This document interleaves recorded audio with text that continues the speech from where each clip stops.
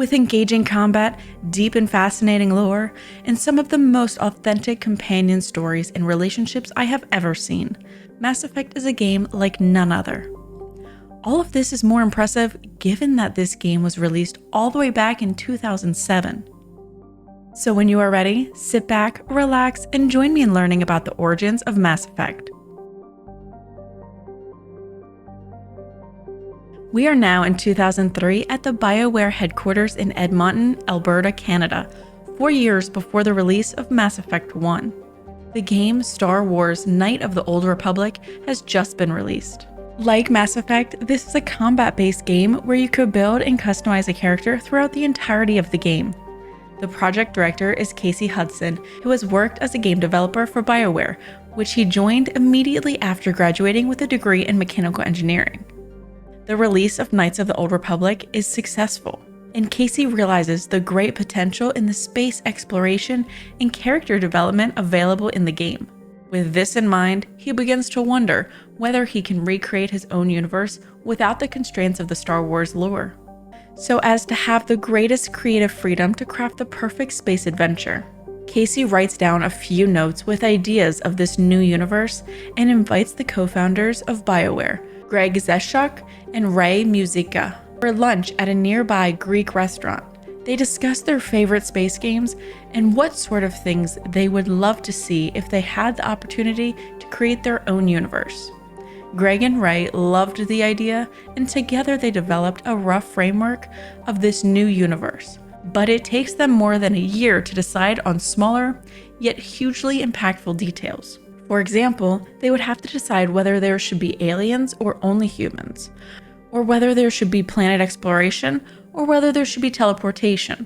Imagine how different a Mass Effect game would be, for example, with only humans running around.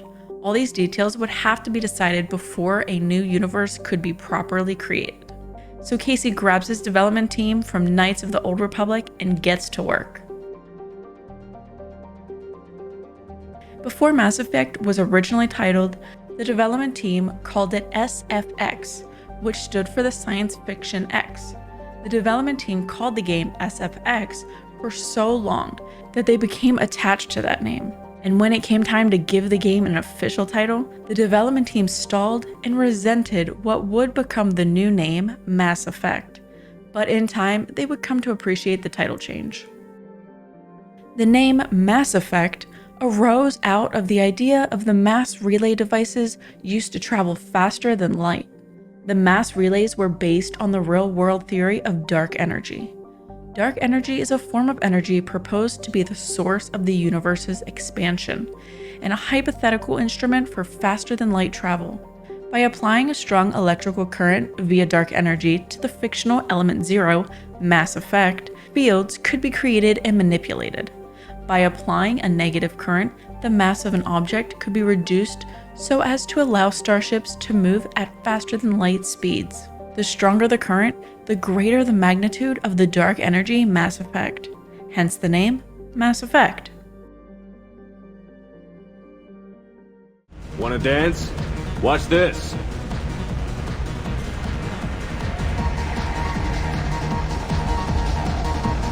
No thanks. I'm happy with just me and the music.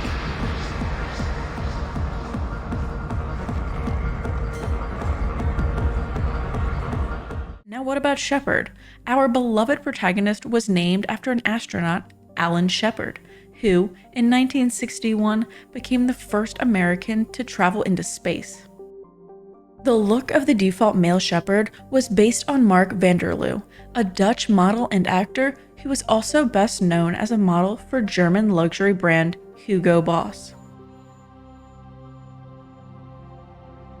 Oh, come on, it's just one simple question. Then look it up on the extranet. You can't believe everything you find there. It's more reliable to ask a friendly Asari. I'm not telling you if my hair tentacles move. Fine. Deny me the answer I've been seeking for years. With this war on, we could die at any second, you know? Joker, really? I have work to do. Oh, come on, it's just one simple question. You know he's gonna keep bothering you until you tell him. They're semi-flexible cartilage-based scalp crests that grow into shape, and they don't flop around. Yes. Thanks, Liara. I gotta tell Vega I was right. Well, at least he's making friends. Now let's take a look at some of the non-human characters and see how their design came about. Let's start with my favorite species, the Asari. The Asari species is based on the idea of beautiful blue aliens, with their skin tone being based on the Orion species from Star Trek. At the start of development, due to budget concerns, BioWare realized they would be unable to make both male and female versions of each of the species, which led to the creation of an all-female one, the Asari. The design of the Asari was thus intended to represent an aquatic species of alluring yet classy females. The model of our favorite Asari, Liara Tassani, was based on an American actress, Gillian Murray, who is known for her roles in movies and shows such as Sunny with a Chance, MTV's Awkward, and American High School. In Mass Effect, the Asari homeworld, Thessia, is rich with Element Zero, the fictional material that releases dark energy when subjected to an electrical current. Element Zero is so abundant on Thessia, in fact, that life on Thessia adapted and evolved to its presence. This explains the Asari's natural inclination for biotic abilities, such as the ability to manipulate dark energy and alter the mass of objects through the use of electrical impulses from the brain, which produce various psychic abilities such as telekinesis. The abundant presence of Element Zero also explains their blood color, as it causes a violet-blue coloration at a molecular scale. The Asari have the ability to have offspring with any known sex, gender, or species, but their offspring are always Asari, regardless of the father's genetic species. Moreover, instead of trading cellular material directly like humans, Asari reproduce by melding. Melding is the linking of an Asari's nervous system with her partner's using biotic abilities and utilizing the electrical pattern of her partner's nerves to provide a template for half the DNA of their resulting offspring. Asari can live for over 1,000 years and go through 3 developmental psychological stages of life, which is analogous to the triple goddess archetype in religious traditions. The first stage is referred to as the maiden stage, where they explore the world out of curiosity and restlessness, with many dancing in bars or working as mercenaries. The second stage is the matron stage, where they begin to feel the desire to settle down and raise children. The third stage is the matriarch stage, where they are often elevated as leaders of their communities, dispensing wisdom from centuries of life experience. The Asari were the first to discover the Citadel since the Prothean extinction roughly 50,000 years ago. After making first contact with another species, the Salarians, the Asari proposed the creation of a multi-species governing council, where they serve as mediators. The Asari have the largest economy of all the Milky Way species, with their economic power and diplomatic reputation allowing them to wield persuasive influence throughout the galaxy.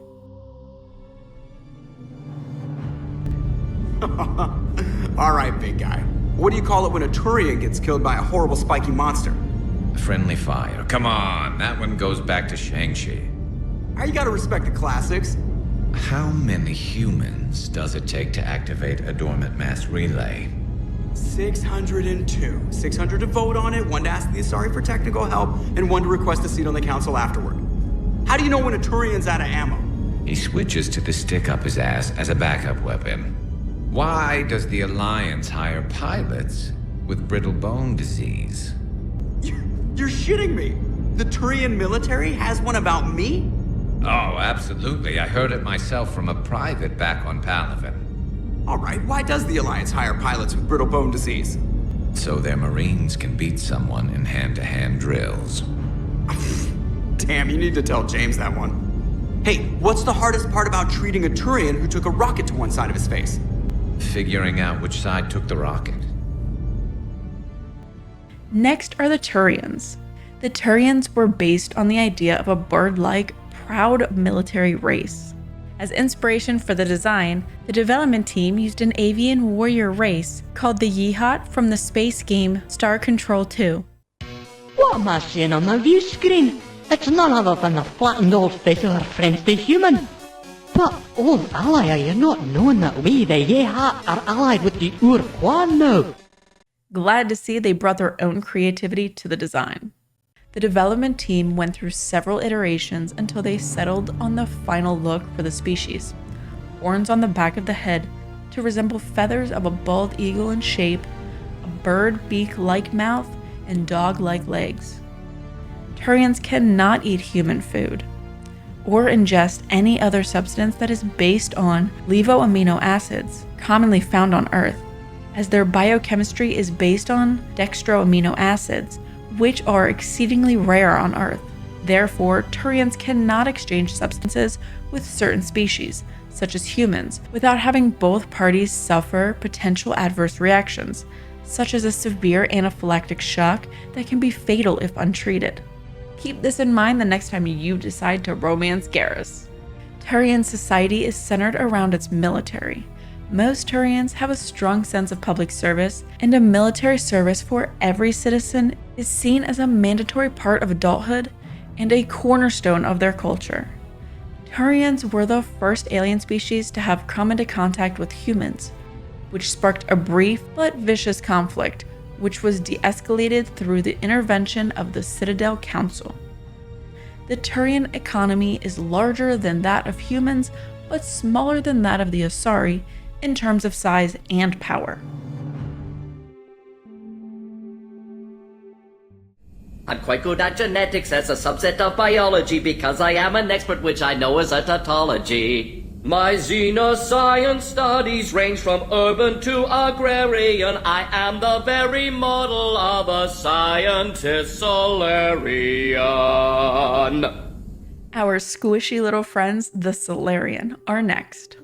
The concept of the Salarian is based on the gray alien archetype, having small human-like bodies with smooth gray colored skin, enlarged hairless heads, and large black eyes. The Salarian were also based on the idea of having a peaceful, advanced society that would provide a contrast to the more militaristic societies like the Krogans and the Turians. The face of our brave Salarian companion, Morden, was based on Clint Eastwood. The development team essentially asked, what would the Clint Eastwood of Salarian look like? Morden was the answer. For those who don't know Clint Eastwood, he is the archetype of the tough lawman, who uses calm ruthlessness to deal with enemies. Adios. Adios.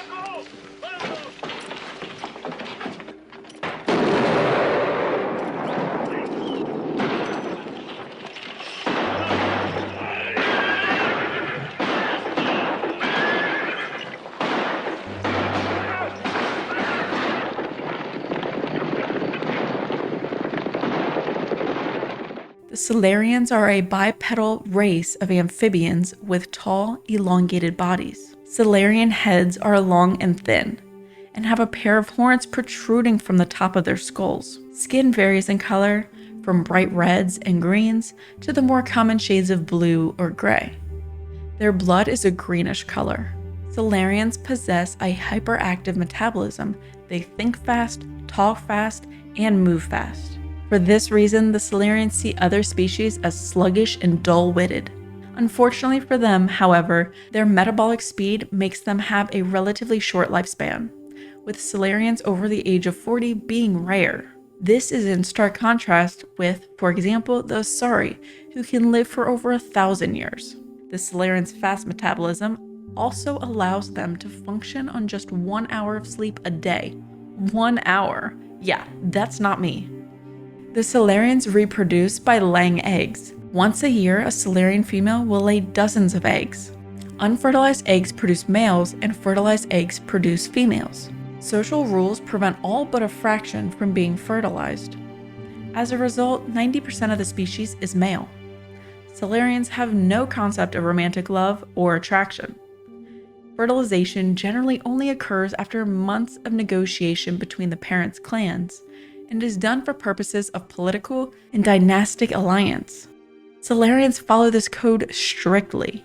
The Salarians discovered the Citadel only a few decades after the Asari, making them only the second species to do so since the Prothean extinction.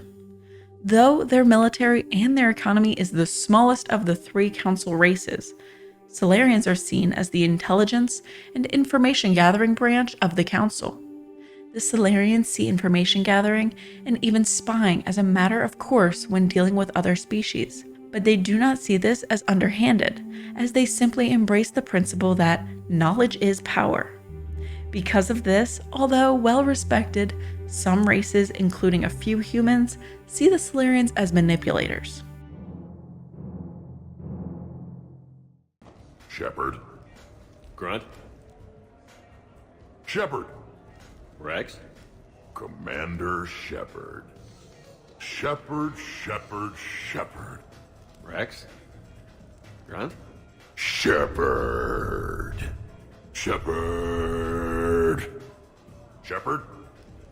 It is time to talk about the species that has gone through what are likely the biggest ups and downs in the Mass Effect story, the Krogan. The concept for the Krogan was based on a battle-hardened species with great physical prowess. The design of the Krogan was based on the wrinkle-faced bat. As associate art director, Matt Rodish felt that its face looked alien. After a few iterations of blending various designs together, the Krogan face was born. To give Krogan their large size, while still maintaining a suitable design for combat and conversations, their back was enlarged, leading to their characteristic large back humps. Krogans are described as toads with sharp teeth and are usually more than 7 feet tall. Krogan can store large quantities of nutrients and water in their shoulder humps, allowing them to survive for long periods of time without food or water. They also possess multiple secondary and tertiary organs for all of their major bodily systems, which serve as backups should the primary organs be damaged, allowing them to survive major trauma. Krogans are also highly resistant to radiation, poison, and extreme temperatures, and can enter a blood rage, in which they become immune to pain. All of these natural adaptations from their homeworld, Tuchanka, which is an intensely hostile environment. Accordingly, the Krogan can live for centuries, and sometimes well over 1,000 years. Now, this is where the Krogan story becomes an emotional roller coaster. Thousands of years before the events of the Mass Effect series, the Krogan rose from primitive technology to an industrial society in their homeland of Tuchanka. With dwindling resources and habitable land, however, war soon broke out. The Krogan unleashed nuclear weapons onto one another, creating a nuclear winter and transforming their planet into a radioactive wasteland. The nuclear winter that followed killed off much of the remaining plant life, while the surviving Krogan retreated into massive underground bunkers to seek protection from the nuclear fallout. The Krogan were reduced to a primitive Stone Age society, consisting of warring clans as a result. Roughly 2,000 years before the events of Mass Effect, the Salarians approached Tuchanka and uplifted the Krogan technologically to aid in their development. The Krogan were given faster-than-light technology by Salarians, rather than discovering or developing it on their own, and were relocated to a new habitable world to live on. The Salarians also gave the Krogan advanced technology means to stabilize Tuchanka's ruined atmosphere via terraforming. The Salarians did not help the Krogan out of the kindness of their heart, however. The technological uplifting was motivated by the Salarians' desire to use the Krogans as soldiers to combat the Rachni, an insect-like species who was winning a war against the Council at the time. Within 2 Krogan generations, the Krogan had the numbers to not only defeat the Rachni for the Council, but also push them back to their homeworld and eradicate the species. As reward for their efforts, the Krogans were awarded former Rachni worlds and several other planets in Citadel space in which to settle. However, without Tuchanka's hostile conditions to provide a way to maintain a natural equilibrium of the Krogans' number, the Krogan population exploded. Due to overpopulation, the Krogan expanded their dominion to other planets by force. The Krogan eventually founded a colony on the Asari world of Lucia and refused to leave. In response, the Council ordered the Spectres, a special force personnel originally founded to keep the Krogan in check, to strike at the Krogan. The Krogan retaliated and sparked a conflict that would be known as the Krogan Rebellions. The Citadel Council also made first contact with the Turians at this time, who eventually joined the war against the Krogan. The Krogan rebellions continued without sign of decreasing, as the Krogan were able to persist due to their high birth rate. To combat this, the Turians eventually deployed the genophage, a biological weapon developed by Salarian scientists, on the Krogan. Due to the genophage, which causes near total sterilization of the Krogan, their birth rate plummeted, with only 1 in 1,000 Krogan births being viable. This forced the Krogan to accept a surrender. Once hailed as the saviors of the galaxy from the Rachni, the Krogan are a shadow of their former selves during the events of Mass Effect. That is all for this video. Thank you for joining me today. These are some of the design and story choices that led to the Mass Effect series that we know and love today, and it is hard to imagine the game without them. Let me know in the comments if you've learned something new about Mass Effect, or if you have any other interesting facts about the creation of this amazing game. Until next time.